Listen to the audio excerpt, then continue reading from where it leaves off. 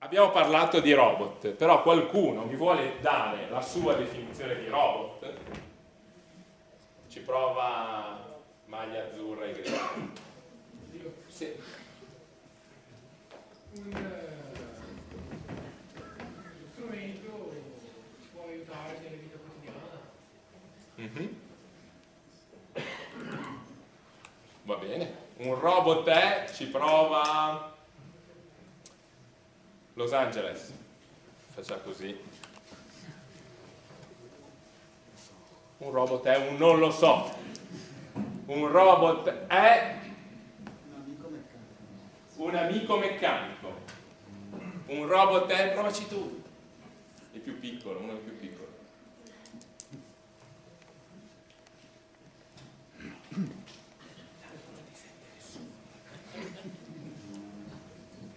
Un robot è un boh. Possiamo anche accettare queste risposte. Lupin, un robot è? Un insieme di connessioni elettriche che, applicate a qualcosa di fisico, consente di semplificare qualsiasi azione. È già andato sul pesante. I Love New York, un robot è? Sì, chi ha le maglie con le scritte è una vittima predestinata. Se invece faceste come me, che ho un maglioncino, non ho scritto niente.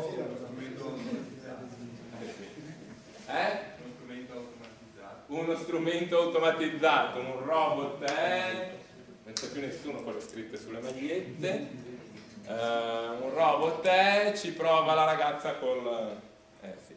È uno strumento che aiuta a fare delle determinate azioni. Un robot è una macchina.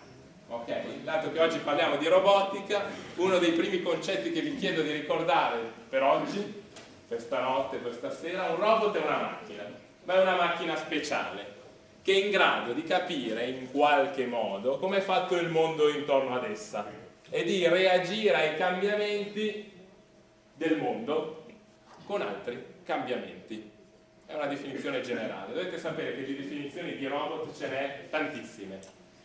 E questa definizione non descrive tutti i robot che noi chiamiamo robot, per cui è sbagliata, ma dato che ce ne sono così tante, una la dovevo scegliere. Una macchina che in qualche modo capisce come è fatto il mondo intorno ad essa e reagisce ai cambiamenti del mondo. La robotica che ha avuto più successo, adesso qua faccio pubblicità, ma non credo che nessuno abbia 100.000 euro da investire su un robot industriale, quindi anche se vedete il nome di una ditta, lo vediamo piccolino.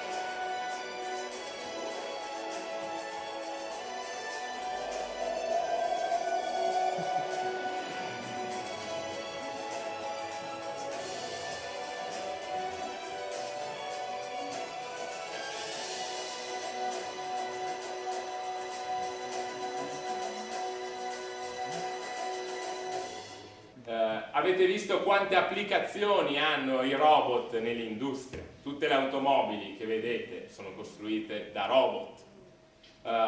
I cioccolatini, quando li prendete nelle scatole, sono selezionati da dei robot per colore, messi nelle posizioni giuste da questi robot.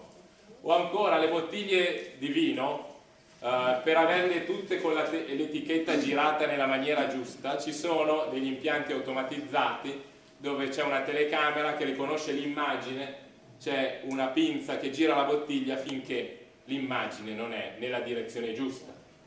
Avete visto come ci sono robot per manipolare oggetti incandescenti, ci sono robot per fare dei tagli oppure per trasportare dei pallet di lattine. Insomma, il nostro mondo industriale è pieno di robot e la prima volta che è stato utilizzato un robot è stato un fallimento clamoroso.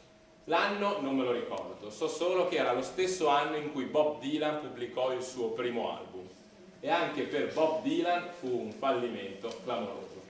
Fortunatamente significa che i primi fallimenti non implicano un fallimento tutta la vita, né per i robot né per Bob Dylan. In quell'anno lì, che doveva essere circa il 1961, 62, non lo so, la General Motors studiò un robot per riuscire a fare tutte le saldature della scocca di un'automobile e secondo gli ingegneri che avevano prodotto questo robot si dovevano più che dimezzare i tempi di saldatura. Quando il robot viene sperimentato si scopre una cosa angosciante, che gli operai ci impiegano meno tempo. E la soluzione da ricercare era difficile. Hanno smontato e rimontato, ora io poi la racconto come favola. Non trovavano quale fosse il difetto di progettazione di quel robot. Ma non c'era difetto di progettazione in quel robot. Il difetto, o meglio, la soluzione di questo dilemma, era in mano a noi umani. Gli operai avevano deciso che tutte le saldature previste a progetto da qualche ingegnere pazzo erano troppe e così non le facevano tutte e ci impiegavano molto tempo in meno del robot che invece le faceva tutte. Fortunatamente, nonostante migliaia di automobili della General Motors uscissero con meno saldature del dovuto, non si sono rotte. E questo ci fa capire come un robot faccia il compito per cui è destinato e per cui è programmato, mentre un uomo, fortunatamente, è anche libero di dire di no. E allora interroghiamoci su cosa significhi la parola robot. Intanto si pronuncia robot e non robot, anche se in italiano potete dire come vi viene. Poi io ormai dico sempre robot perché mi viene robot. Secondo voi la parola robot è stata utilizzata, ora facciamo tipo gioco a quiz, alzate la mano, per la prima volta da un ingegnere, oppure da un tecnico di laboratorio, oppure da uno scrittore di teatro? Qua sanno già la risposta, scrittore di teatro, si chiamava Karel Čapek ed era slavo. Adesso faccio confusione perché si sono separate Repubblica Ceca o qualcosa di simile. Aveva scritto una pièce teatrale che si chiama RUR, Rossum Universal Robot. In questa pièce teatrale uno scienziato pazzo, tal Rossum, aveva inventato una macchina per il lavoro, aveva inventato l'operaio perfetto. Tolse all'operaio tutto ciò che non serviva al lavoro. La pausa per andare a mangiare, la pausa per andare al bagno, la tristezza per quando il Genoa perde il venerdì sera con il Milan, oppure quando uno è arrabbiato perché ha bisticciato con la moglie o con la fidanzata, e toglie tutto ciò che non serve a nulla al lavoro e lasciò tutto ciò che è necessario al lavoro, cioè il robot. E in questa pièce teatrale si racconta in questa maniera appunto che cos'è un robot. Ora vi faccio vedere i primi 3 minuti, 4 minuti non mi ricordo, di un documentario che abbiamo prodotto come scuola di robotica. Io facevo, si dice, mi occupavo della produzione e della qualità scientifica che quindi è molto bassa, di questo documentario. Si chiama Ciao Robot. Ora vediamo proprio l'inizio, dove viene citato Karel Čapek.